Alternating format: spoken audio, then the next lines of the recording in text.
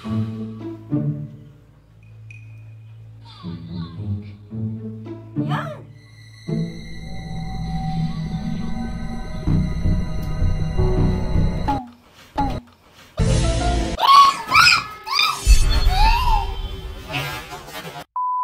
Galit ka sa Ate Batang? Ba't ako magagalit? Eh, pinanak ka na naman eh. Ay, normal lang yun.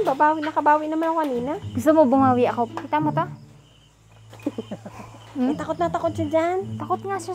Alam niya ho, si Ate Batang, hindi siya takot sa ahas, sa sawa, sa bayawak, sa kahit ano hong nakakatakot na kahit ano, kahit ipis ho, hindi siya takot doon. Ngayon ho, ito ang isa sa pinakakinakatakutan niya. Diga inay. O ang inay na ho ang nagsasabi. Takot na takot siya sa ganyan. Takot si Ate Batang sa butiki. Kita niyo ta? Pero bago ho ang lahat, may gusto ako sabihin sa inyo. Inyo hong i-like at i-follow aring aking bagong Facebook page dahil aray bagong gawa. Kaya dapat ako susuportahan niyo ulit dahil yung luma akong Facebook page ay nahack. Eh kung gusto niyo hong makakita ng mga paghihiganti ko at mga vlog ko na prank sa aking magulang at saka sa aking ate, inyo hong ilalike at ipapollow aray at di ho ako magliligalig. Kaya tara na, simulan na natin ang pangpaprank kay Batang Linya.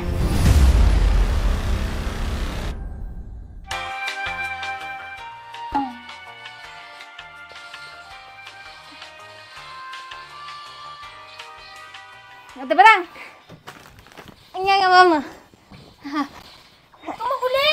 Nag-email ako. Wala mo kang pinuod lang eh. Ba't di mo ko niyaya? Dapat niyaya mo ko. Dapat niyaya mo ko. Ay, ba't yayain? Siyempre, naglalaro ka eh. Dapat sinasali mo ko. Tatalo ako. Ganda ng score ko. Damot. Ate, makikisiar ako ha. Kumain na ba kayo? Ano ulam dito, mama? Gulay. Bulang lang. Gulay? Oo. Gulay? Anong gulay? Bulang lang ha.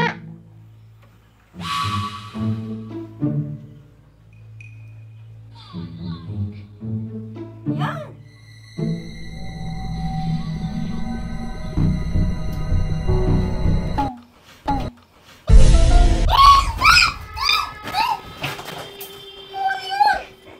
Bakit? Ang nangyari sa'yo? Putiki! Nangyari sa'yo? Putiki! Tignan mo, matatalo ako! Bakit?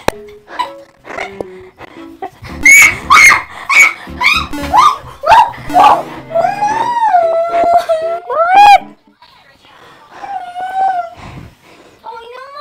Huwag kasi! Matatalo ko!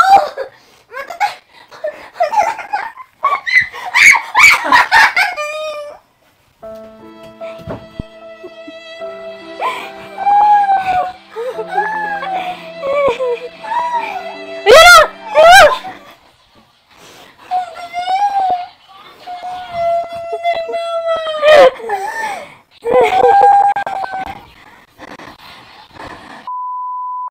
Tigilan mo ako! Susuntukin kita! Tinan mo! Pag ako natalo! Hindi na, wala na. Tinapo ko na. Tinapo ko na nga! Nananahimik yung tao dito eh! Sige, subukan mo.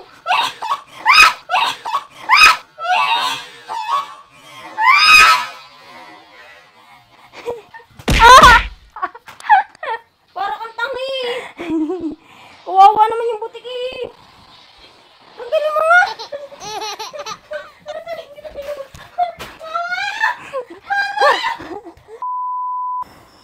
Subukan mo lang ako dito. Tignan mo. Tignan mo. Natatalo na ako. Kailangan eh. Wala akong magawa sa buhay mo eh. Asa na? Pinagtatapuan mo? Kawawa naman.